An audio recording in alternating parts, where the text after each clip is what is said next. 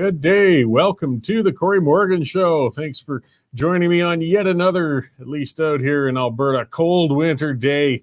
March is coming in like a bloody lion. Let's hope it goes out like a lamb. I can't stand winter. I really can't. I've been in Canada all my life, and still I've just never learned to enjoy winter. Aside from the lack of mosquitoes, I really don't see a lot of good out of it. Either way, hopefully things thaw out pretty soon. That'll kind of tie into some talk, about heating, energy, electricity, things like that. So a little later, I'm going to have guests on J.U. and James Walker of the Nano Nuclear Energy. These guys are a company that creates micronuclear reactors and really portable. We're talking about something that can be moved on a tractor trailer in sea cans. So perhaps, that's something in the energy mix that might be a bit of a game changer around the world as we all seem to try to scramble to keep our energy sources secure. As well, a little later on, I'm going to have Franco Terrazzano check in. We haven't had Franco on for a while. He's with the Canadian Taxpayers Federation. He's got a few updates on what we can look forward to on April 1st. That's the federal government's favorite time of the year to really make us bend over, lube up, and take our tax increases for the season. So we'll have Franco on to talk a little later. I see Jordan and Mr. Stanley checking in on the comment scroll. Yes, if you're watching live, guys, be sure to check in, send me your questions, comments, chat with each other. Just keep it civil, that's all. We don't have to be at each other's throats. We got lots of time for that. But I've only got 45 minutes with you today. All right, I'm going to get on with what's got me going, though. I mean, I don't have to be too happy about everything I talk about. Let's talk some federal politics. I'm going to quote our leader, Justin Trudeau. In 2021, Prime Minister Trudeau infamously said, "You'll forgive me if I don't think about monetary policy." Unfortunately, Trudeau in that case was actually being absolutely honest. He doesn't think about monetary policies, and the cost for his willful ignorance is going to be borne for generations. And no, we shouldn't bloody well forgive him. We should be trying to find a way to get that incompetent, unprincipled boob out of office as soon as possible. The economic canary in the coal mine in Canada has been dead for years. The warnings were clear. Canada was on a path to economic catastrophe, but the Trudeau government ignored the signs and charged ahead with their agenda of mass spending coupled with mass immigration. I mean, this is a government on the ropes. Their popularity levels are rivaling the end of the Mulroney government when they ended up getting wiped out down to 2 seats under Kim Campbell. And instead of reevaluating what they're doing, they're doubling down with what they've already been doing, and it's making it worse. So, I mean, as the government continued with its policy of borrowing money and pouring it into the economy, guess what? Inflation followed. That's economics 101. But remember, Trudeau doesn't think about monetary policy. So action, reaction, to try and counter the inflation problems, the Bank of Canada has been cranking up interest rates. And yeah, that does slow inflation, but that's because it slows the entire economy. As businesses defer capital investment and housing starts to slow down. I mean, to counter the economic slowdown and the risk of recession that comes with that, the government then has opened the floodgates to mass immigration. Sure, new immigrants bring skills and resources that do, in the short term, spur the economy, but they also consume resources. The influx of new Canadians has led to a housing crisis. And of course, with the interest rates rising and housing prices going through the roof, mortgage delinquency rates are soaring. In Ontario alone, they've shot up 135%. These are people about to lose the homes they put their lifetime of savings and investment into. Younger people, they can't even consider buying a home with current prices. They're forced to rent. And that's not a solution. Rents have been rising as fast as the home prices.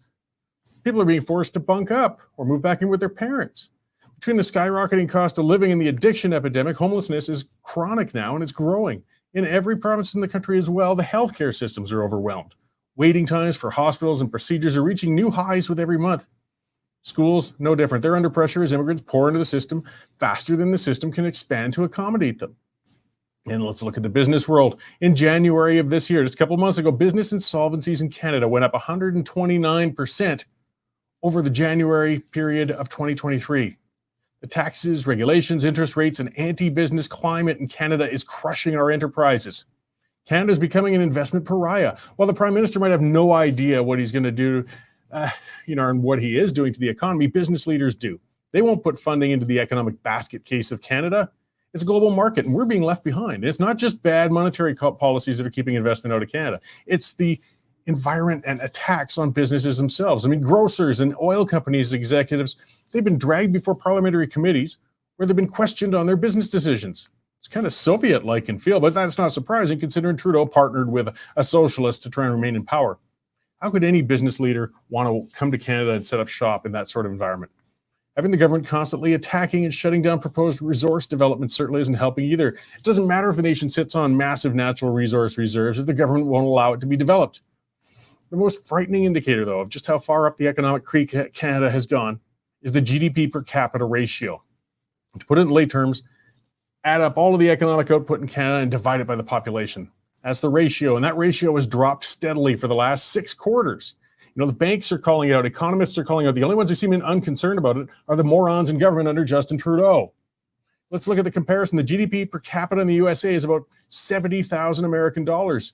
In Canada, it's 52,000 American dollars and falling. The entire nation is becoming poorer, and quickly. Trudeau's been on a mass hiring binge of civil servants, but that only helps the unemployment figures. Civil servants don't contribute to the economy, they drain from it. I mean, Canada's faced depressions and recessions before. Hard times have come and gone, but what's happening right now is different. Canada's economy is being dismantled and destroyed by the most incompetent and ideologically driven government we have ever seen. The only question we have now is how long are we going to let this go before somehow finding a way to pressure that administration out of power? I mean, other countries, people will be out in the streets by now, but in Canada, we seem to be still stuck on watching reality TV. Trudeau might not like to think about economic policies, but I guess he's not alone. Canadian citizens don't like watching it either, but it's going to catch up with you. So guys, all I can say is it's going bad fast. Start paying attention. Let's get that boob out of office sooner rather than later, because it's going to take generations to clean up the mess he is creating. And some of it's our own fault. We've got to change it. All right, that's what's got me ranting and raving to start the day off. Let's see what else will get me pissed off today and check in with our news editor, Dave Naylor, and see what else is going on in the big bad world. Hey, Dave, how's it going? Good. Well, I hope I'm not responsible for pissing you off, Cory. No, just the news copy you put out there, that's all. Yeah, that's good. Like you, though, I am getting fed up of February weather in March. So apparently there's hope coming for the weekend, so not above zero for the weekend. But gotta tell you a fun story from earlier this week. I was having a beer at my local pub, the Wink and Owl, best wings in the city, by the way, Cory. And I was chatting with a woman, and I'd introduced myself as Dave earlier on, and she says, "What do you do?" And I said, "Well, I'm a journalist." "Well, who are you with?" "Well, I work for the Western Stat." "You're Dave Naylor. I listen to you every morning when I'm doing my makeup on the podcasts." So yeah, well, at least one person listens to us, Cory, and either this or the pipeline in podcasts, and doing it every morning while she puts on her makeup. So I was very chuffed. Well, good. A shout out to her then. I hope the makeup is going well.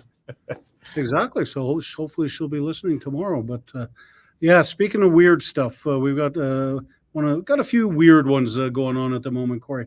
Got a story on a guy in Germany. I'm assuming there's got to be some mental illness going on with this guy, but in the space of 2 years, he had 217 COVID vaccination shots. He was going around all over the country being injected every 3 or 4 days with a COVID shot. 217. Now, the good news is he didn't get COVID, but I guess they're kind of studying him to see whether he's going to start growing, arms out of his forehead or something like that. Our Lee Harding's got a story out of Saskatchewan in which the opposition is up in arms because a cabinet minister was spending hundreds and hundreds of dollars a day being chauffeured around Paris as he attended a conference. Got a story on David Parker. You remember the leader of Take Back Alberta went on a bit of an unhinged rant a couple of weeks ago attacking Pierre Poilievre's wife. He says he's taken time to reflect, and he says he was wrong and promises never to personally insult anybody yet in the future. Speaking of weirdos, Doritos. I don't know why these companies aren't learning the mistake of Bud Light. Bud Light lost billions in stock value with Dylan Mulvaney, and now Doritos has done it. They've partnered with a transgender woman, for 2 days before they discovered disgusting text messages he had put out on things he wanted to do to young girls in the middle of the street. So his time as a Doritos spokesman ended fairly quickly. Our Dave Makachuk, a military expert's got a column on Canada's attempts to send rockets to Israel. Sorry, not Israel, the Ukraine. Getting my wars mixed up there. ArriveCan accountants said in testimony to the Commons, yeah, we knew something was going on here in this $60 billion boondoggle. We knew something was going on, but we were too afraid of committing career suicide by reporting it. And the Bank of Canada today held their interest rate at 5%. So any hopes for those people getting a bit lower or a bit of a break in mortgages if it drops were dashed today, but they'll be looking at it again in April. So that's what's got our attention right now, Cory. Right on. Yeah, lots on the go. It is pretty sad that it's hard to keep track of which wars we're funding at which given time. We're in a rough period of history right now. Certainly are. All right. Well, thanks for the update. I'll let you get wrapped up with your news so you can rush down to the Wink and Owl for your next round of fan adulation down there. There you go. Got to do the pipeline with you first, though. So. Oh, yeah. We still got that other show. All right. Thanks, Dave. Take care, Cory. It is our news editor, Dave Naylor. And yeah, you can see the stories again. They're always coming hard and heavy. Lots of stuff going on out there. And this is when I like to remind everybody the reason we have those stories, the reason we have the staff and we're as busy as we are is because you guys have been subscribing. So thank you very much to subscribers. You get $10 a month, $100 for a year, good bulk deal.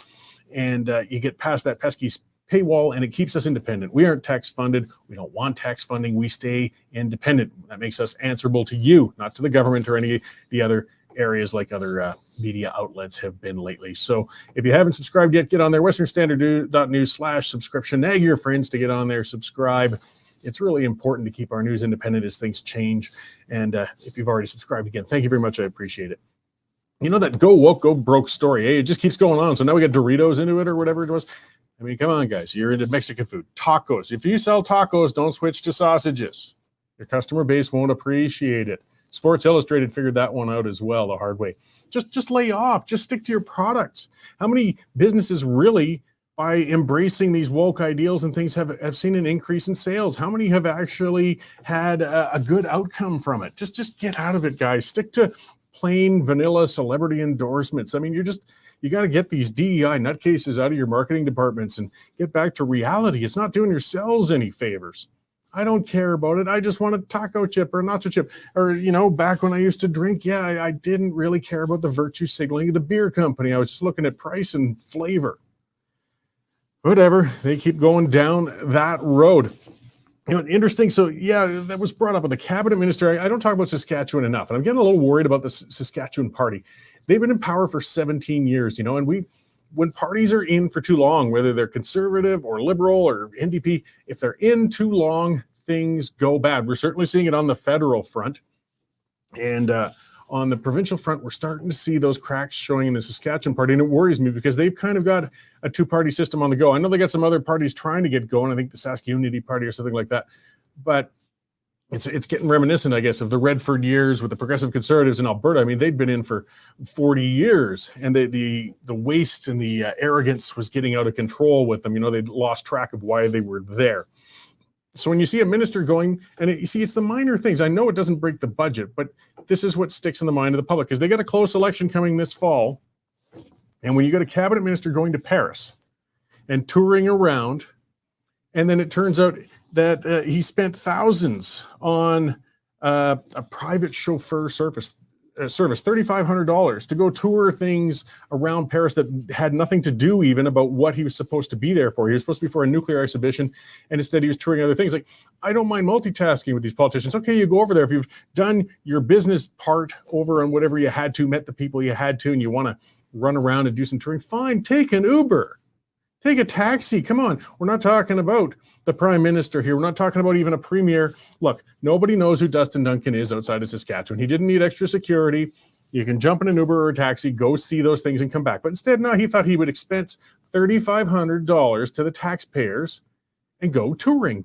Dude, this is the sort of crap that gets you thrown out of office. This is the sort of thing that sticks in the voters' minds. I know the voters should be thinking about the billions rather than the thousands, but it's the thousands that resonate with other people who can't afford their bills, their rent, their mortgage payments, and then they see this sort of arrogance being used with their money. That's what gets you in trouble.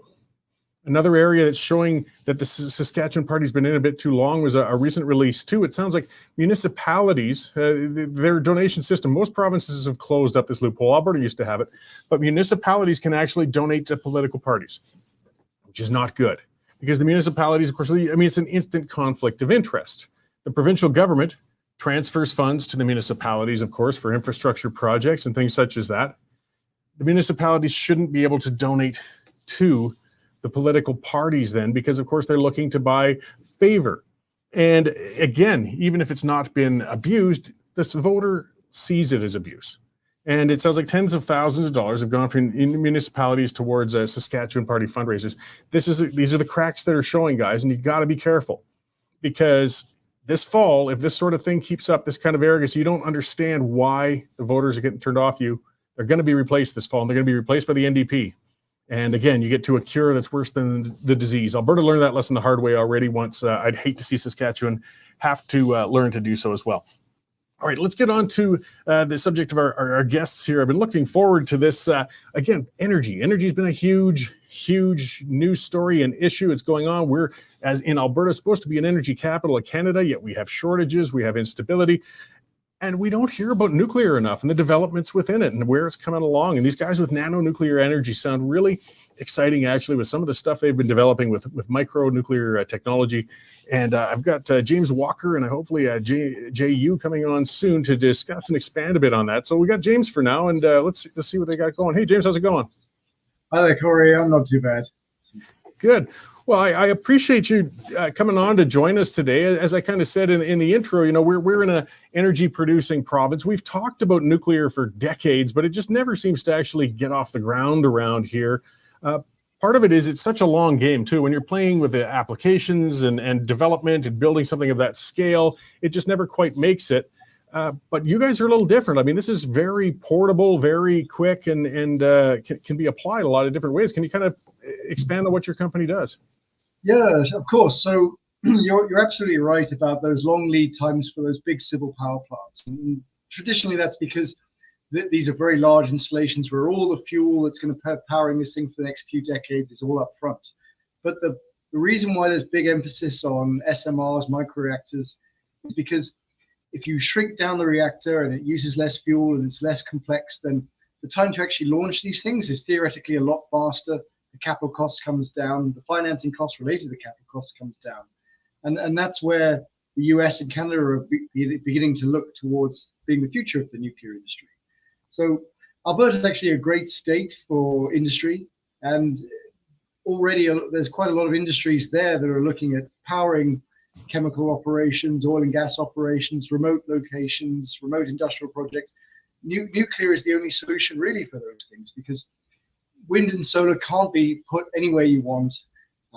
They are only intermittent energy sources, and they need big storage facilities. They need big land areas.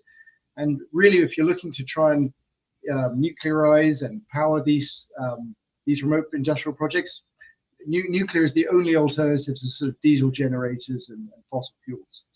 So, I mean, the number one question I'm certain you get, I mean, people have had a very negative interpretation or impression of nuclear. I mean, since the China syndrome, way back when I was just a child, it was coming out on there. But the safety, I mean, and it's important. People should be, at least asking about that. These are presumably very safe reactors then.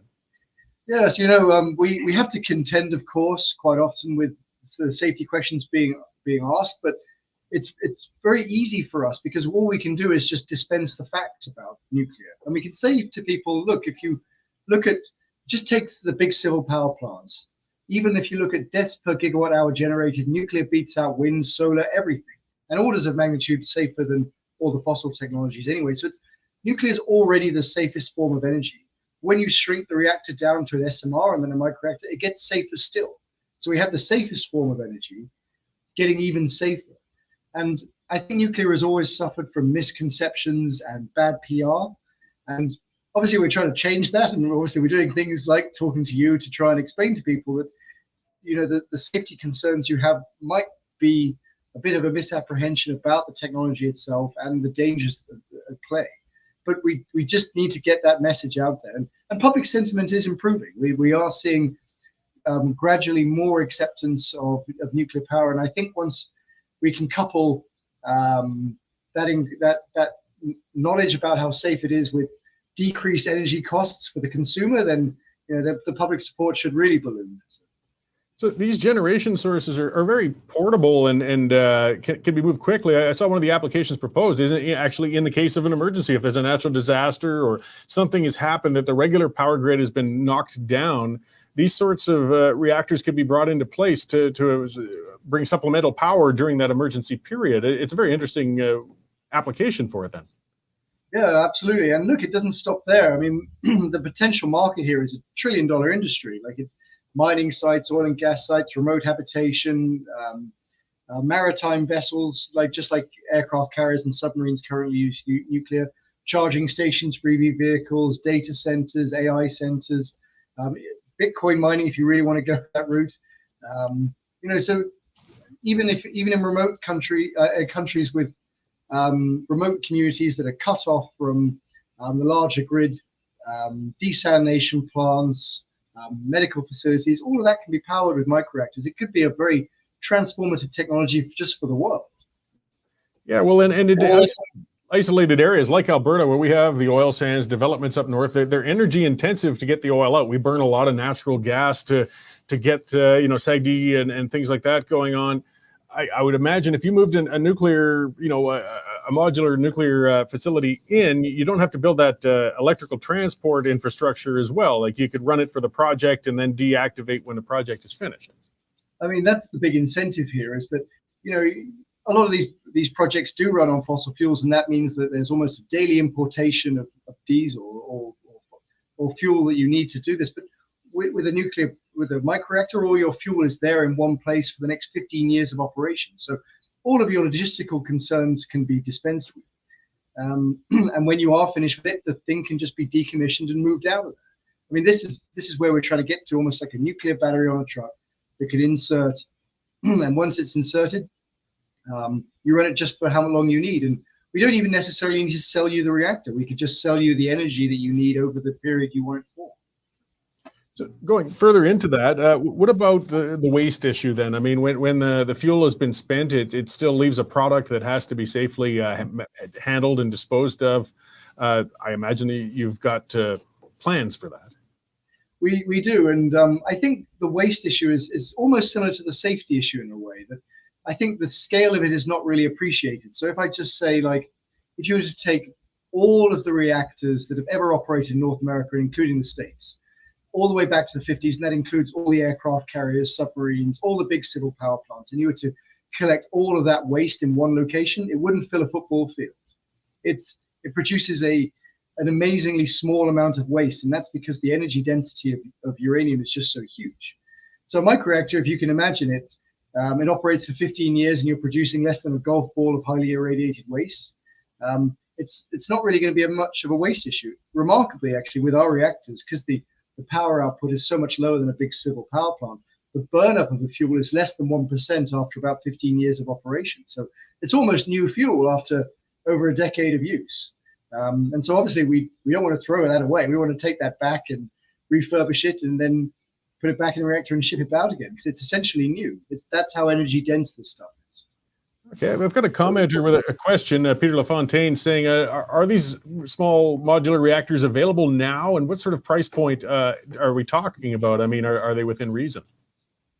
So they're not available now, and we still need to go through the licensing process, and that's the big lead time operation, because the regulatory process for getting a nuclear energy system licensed is a lot longer than for anything else. And it's mostly to do with how technical the facilities are attached to this. But we've got to go through that process. We'll begin seeing microreactors before the end of this decade. We'll see SMRs before the end of this decade as well, a bit bigger than a microreactor. And those could power chemical plants, oil and gas, oil sands, all those kind of projects as well. But yeah, so they're coming, and all the infrastructure is being built up accordingly. And it's not just Canada that's looking at this too, but the United States and the Department of Energy there is throwing a huge amount of money at the big infrastructure projects to build back their capability to mass manufacture fuel, deconverted fuel, and build these things. So is there, we've got a lot of companies operating in Canada, and I can certainly see why they'd be interested in it. Have any started the process and working towards this? Again, we always hear talk of it, but we just haven't quite seen it come to fruition yet. Yeah, so Canada's nuclear industry is actually really good. Like they went the can-do reactor route, but that gave them a lot of expertise in that particular region, and they obviously had to build up a lot of expert personnel and infrastructure to support all that. So they're well placed to actually slide into the new generation of SMRs, and there are a number of SMR companies being built up in Canada, and even Canada Westinghouse. They're looking at building an SMR and deploying to power a lot of infrastructure within Canada. So it's happening. We don't know whether the first reactors to commercially launch will be from the States or Canada. But either way, I think Canada will eventually produce its own SMR and microreactors that can deploy around the country. It's, obviously Alberta is going to be a big focus of it because it's very industry focused, and these big industries have a lot of mandates to bring in alternative forms of power other than fossil fuels. But even in the north of Alberta, so Northwest Territories, Yukon, we've got a lot of remote communities up there. It's enormously expensive to power those places, and to deploy a microreactor up there where you've got, say, a community of only 800 on a yearly basis, that could be over $10 million in just diesel costs alone, just to fuel. Those costs would essentially half go to a tenth of what they would be, because you have a microreactor to power it for 15 years essentially. So with this kind of reactor to generate power, like one of the issues we have with renewables, Alberta in a lot of areas have put in a lot of windmills and a lot of solar projects and things like that. But the problem is, if the wind doesn't blow, the sun doesn't shine, you've got to go to your backup sources. We could turn off and on our natural gas-fired power, though we've had challenges now. It's getting to the point where we're kind of maxing it up, but we can do it quickly if we need to. With nuclear ability, is it able to really bring it on stream quickly and bring it off for on-demand sort of use? Yeah, so the way the terminology they use in the energy industry is capacity factor, and that's essentially almost a percentage of how consistent the power is. So if you look at solar, it would be about like a 15% energy capacity, and wind would be about a 25% capacity factor. Nuclear is the highest. It actually is a higher capacity factor than gas or coal or any other form of energy. The highest capacity factor. That means that it is the most readily accessible amounts of energy for when you need it, and you can ramp up and ramp that down very easily. It's just a matter of control rod insertion and extraction. So not only is it the cleanest and safest form of energy, it's going to be the most consistent form of energy, and it won't suffer from, unfortunately, what wind and solar need to do is install big storage facilities that are very expensive and occupy big amounts of land mass to install, and then still not be able to be consistent in their power output. Yeah, then finally, I guess as we kind of wrap up, that's been a big issue in Alberta. We've had some battles, was the amount of footprint that a solar or wind generation facility takes up. I mean, with agricultural land, or even just visibly is not necessarily aesthetically all that good. These modular plants are very, very small. They're very, very small, and they occupy a very small footprint. And look, what we realized when we launched the company and we were trying to identify how to design our reactors, what the markets would be, we saw that actually, the carbon, people complain about carbon footprints, but the carbon footprint of actually occupying a huge amounts of land with wind and solar farms actually was quite significant. And so you can actually end up being quite a polluting source of carbon emissions by installing these big facilities there that then aren't consistent, that then need storage on top of that too.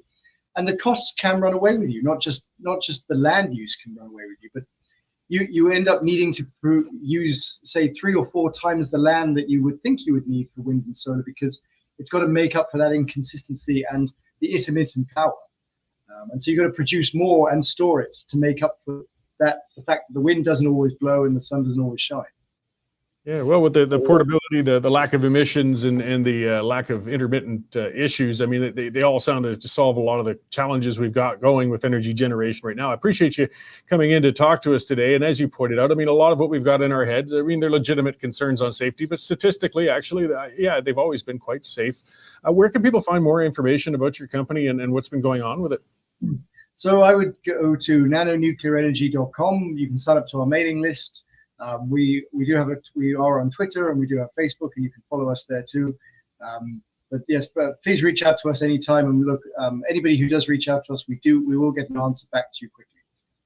Great. Well, thank you very much for taking the time to join us today. I look forward to seeing these new forms developing and moving in up here. I really do feel that we need to start seeing some of that type of energy getting going up here instead of us keep spinning our wheels and some of the less than reliable ones out there.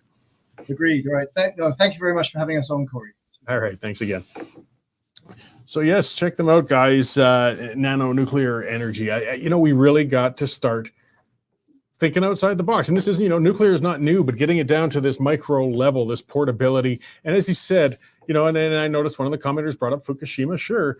But again, when we look at a world with billions of people, when we look at thousands and thousands and thousands of means of generation, whether it's coal, whether it's gas, whether it's nuclear, whether it's wind, statistically, the ones that cause the least amount of harm are still actually nuclear. Yeah, we saw Chernobyl. But I mean, you got to think about that. That was during the Soviet era. I mean, the Soviet Union couldn't even make a good alarm clock back in those days. I'm surprised they only had one reactor meltdown. The world is lucky for that. We've gotten much better since then, and that was the worst. I mean, when you think of thousands of reactors around the world.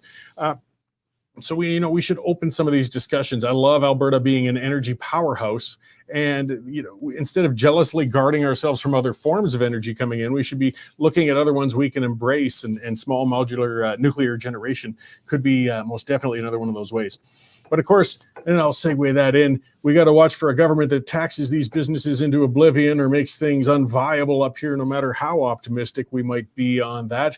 And we've got a government that really is just determined to crush our economy, as I sort of ranted about to kick off the show. So we're going to talk to somebody who specializes in all those taxes and goodness, because we've got our annual April 1st kick in the pants coming from the federal government. And Franco Terrazzano of the Canadian Taxpayers Federation is going to tell us all about it. Hey, Franco, how's it going? Hey, Cory. Great to be talking to you, man. Hope you're doing well. Yeah, good. Yeah, it's been a while since you've been on.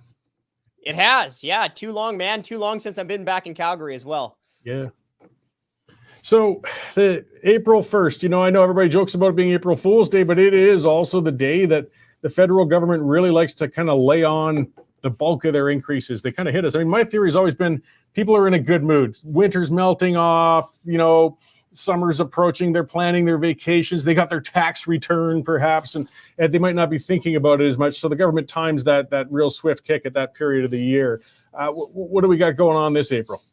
Well, April 1, carbon tax up, alcohol taxes up, and MP pay, member of parliament pay, you guessed it, folks, also going up. Isn't that nice, hey? On the very same day that they take more money out of your wallet, they're going to be stuffing more money into their own. Now, happy to break it all down, but let's just start with the member of parliament pay raise. So right now, you have a backbencher who's collecting dust in the House of Commons is also collecting $194,000 salary. You have Trudeau that's collecting a salary about $389,000. Well, the April 1 pay raise will range from an estimated extra $8,000 for a backbencher to an extra $16,000 for Trudeau. So let me just tell you what that salary will be after the raise. Backbenchers, $202,000. Ministers like Freeland or Guilbeault, $299,000. Now, I don't know why Freeland would get a raise when she can't balance the budget of a lemonade stand, but that's another conversation. And the prime minister's salary after the raise, $405,000. Do you guys do any comparisons with, say, other comparable countries to ours? Like, is Canada on the high side of compensation when it comes to our elected officials? Yeah, I do remember even seeing the Hill Times doing a comparison about this just after last year's raise.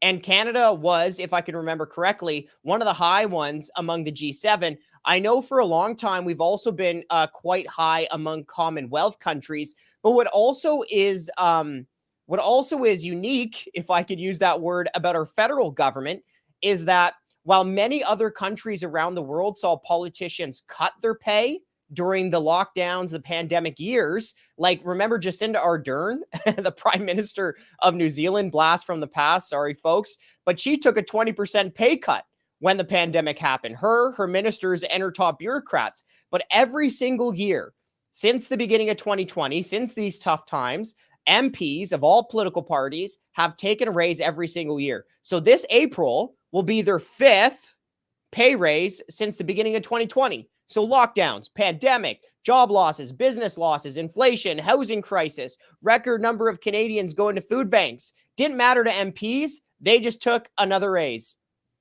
How about some of our other high-profile people like our Governor General and such? I imagine they've got some built-in lucre coming in for the year.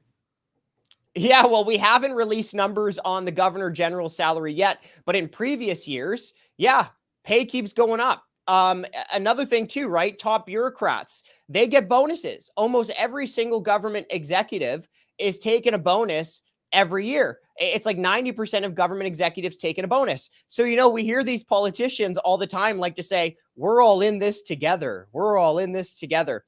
But they're not talking about you and me. No. They're talking about all 338 of them up in Ottawa. That's who's in this together. Because look, folks, all political parties, the deafening from every political party about the upcoming pay raise, or sorry, the silence from them has been deafening. Yeah. Look at me stumble over my own words here, folks. But look, here's the thing, right? MPs could stop the pay raise tomorrow. They did so with like relatively simple legislation back in 2010 to 2013. All that's lacking now is just the political will to actually stop taking more money. Well, it's it. And it gets me with some of those high positions. I know we should pay them fairly well. I mean, we want to draw people from professions that are, you know, they can bring that skill and apply it to an elected position. But boy, some of the ones, especially in the high profile, like the Prime Minister or the Governor General, because they live lives that are practically expense free. They're housed, their travel is covered. They can expense virtually everything from meals to you name it. So, I mean, their compensation is practically going straight into the bank, you know, on top of everything else. It's such a slap in the face when they're always telling the rest of us why we got to tighten our belts. Well, Cory, you know, let me break down why this MP pay raise is so bad, even just beyond the symbolism, which is important. You need leadership, but even beyond that. So number one, you're talking about attracting better people into government. Well, we've been giving them raises every single year for how many years now? Doesn't feel like government's getting any better. But look, at the heart of it, I might say something controversial here, but at the heart of it, I don't think we need better government. I don't think we need more elitists trying to control Canadians' lives. We need less government. We need less government. That's what we need. Cut taxes. Stop spending so much. Stop doing so much that you're doing that's creating all these hardships. But number two, all these pay raises, you know what's happened? Our members of parliament, the people in the House of Commons who are supposed to represent us common people, they've become financially divorced from the reality that we live in. So no wonder they're raising all these taxes, printing all these money, having these huge deficits that drive inflation. They don't feel it like we do. But number three, if you want to balance the budget, you got to take air out of the ballooning bureaucracy in Ottawa. Okay. And before the major union went on strike last year in Ottawa, they were pointing to member of parliament pay raises as a reason why the bureaucrats should also take more money from taxpayers. So look, these MPs, they need to cut their own pay so they have the moral authority to force the departments to actually find some savings as well. Well, yeah, and I mean, you brought up even New Zealand. I mean, you're talking about somebody who's certainly not a conservative, who at least led by example in that front. I'm going way farther back for some of the folks, I guess, but that was one of the first things that Ralph Klein did before he cut, and he cut the civil service, but he cut MLA pay first. And they were still well compensated, but at least it showed, hey, we're taking our hit before we put it on to others. And if this federal government is showing no interest in trimming their own compensation, then yeah, it doesn't look like they have any interest whatsoever in trimming the expenses of the bureaucracy. And they don't. You know, like the Trudeau government has added what, like 98,000 bureaucrats since it came to power, a 40% increase. I think the total increase in payroll for the federal government has gone up by more than 60% since 2016. bonuses, pay raises, tens of thousands of additional bureaucrats. And we wonder why our tax bill keeps going through the roof. And it's not even just taxes that are going up. The debt is ballooning. The Trudeau government has essentially doubled the entire federal debt since being in office. Okay. And what does that mean? Well, let's look at interest charges. This year, interest charges on the debt will be $52 billion. That's the same amount of money that the federal government sends to the provinces in health transfers. In 2028, interest charges on the debt will be more than what the government collects through its GST. So every time you go to the store, you buy that product, you pay that GST, every penny they take from you will be from the GST will be going just to pay interest charges on the government credit card. But the taxes are good for us, right? I mean, Prime Minister Trudeau just the other day said if he could just sit down with every Canadian for 5 minutes, he'd make us understand why the carbon tax is actually good for us. Maybe you can explain it, because I'm not sure how he could convince me in 5 minutes to do that. Yeah, as if like it's almost insulting to our intelligence. It's not almost, it is, right? Yeah. It's almost like they think like, oh, the rubes just don't understand our infinite wisdom and how good they've got it. It's like, no. We do understand that the carbon tax makes it more expensive for us to fuel our cars to get to work. We do understand that the carbon tax makes it more expensive for us to heat our homes during winter. We do understand that the carbon tax makes every trip to the grocery store more expensive. It's the politicians with these inflated salaries, the inflated pensions, the inflated perks who don't understand what they're doing to the people. And, you know, the carbon tax, guess what, folks? Going up April 1 again. It'll cost 17 cents a liter of gas, about 21 cents per liter of diesel, and about 15 cents per cubic meter of natural gas. And for the average Alberta family, well, the carbon tax will cost the average Alberta family about $900 more in a year than what they get back in rebates. And that's money we just can't afford to keep pumping out. Well, all we can do is keep shouting. I mean, I know that Trudeau's not going to convince us the carbon tax is good, but maybe you can convince enough elected officials that it's bad. I appreciate you guys at the Federation holding their feet to the fire. Where can people find more information on what you're up to, Franco?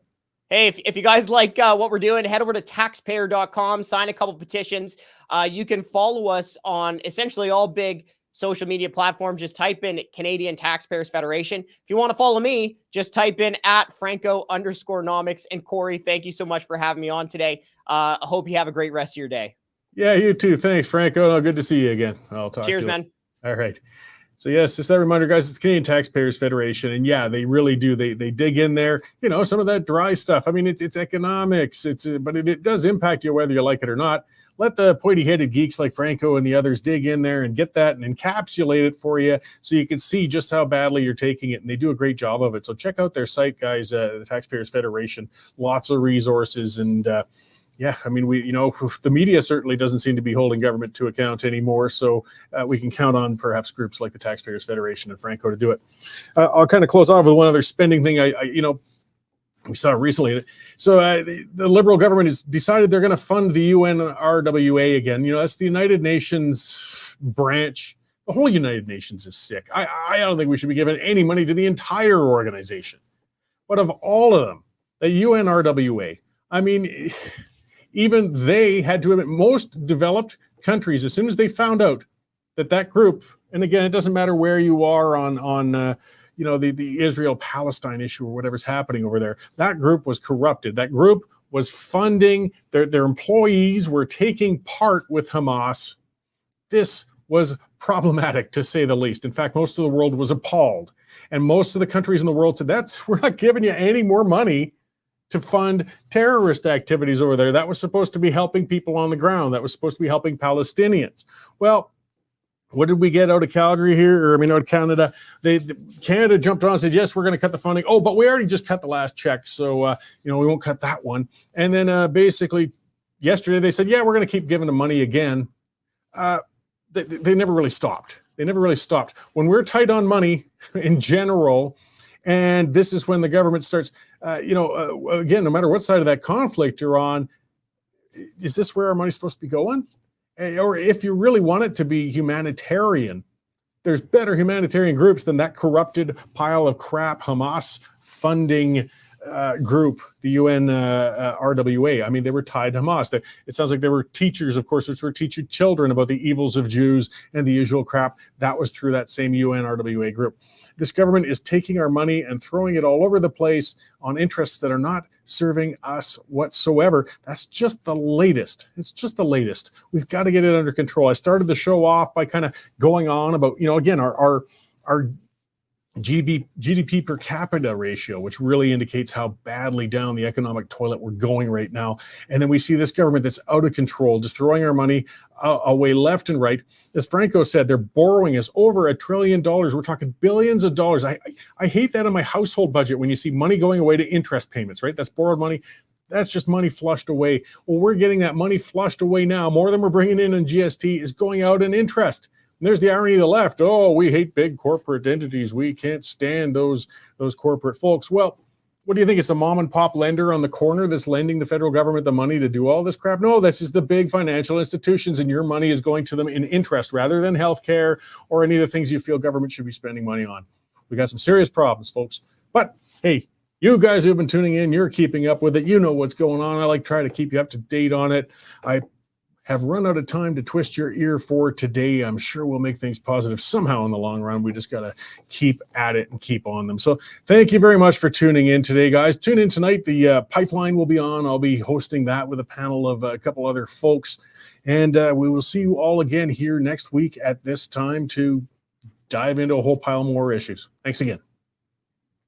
Canadian Shooting Sports Association. Without the CSSA, our gun rights would have been taken long ago. These guys are on the front lines helping to draft smart and intelligent firearms regulations and legislation in Canada, and more importantly, educating the public about how we keep guns out of the hands of the wrong people. To become a member, it's absolutely worth every penny.